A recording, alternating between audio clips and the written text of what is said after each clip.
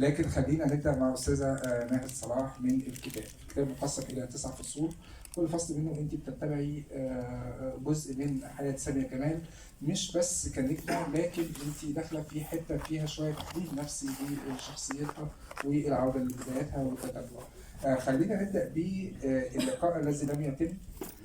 اتصلت بساميه كمال، ردت عليكي، اتفقتوا على ميعاد وما رحتيش. انت اللي ما رحتيش. حاجه غريبه جدا.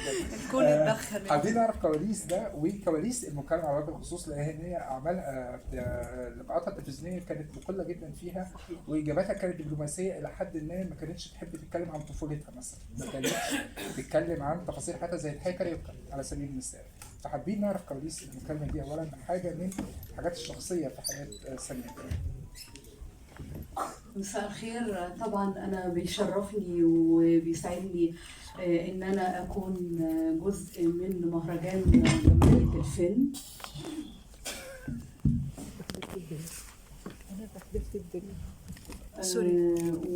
وشرف ليا كبير انه في يوبيله الذهبي اكون موجوده وبتكلم عن نجمه كبيره وفي مئويتها، ونجمه هي محببة إلى قلبي ومحببة إلى قلب الجماهير العربية.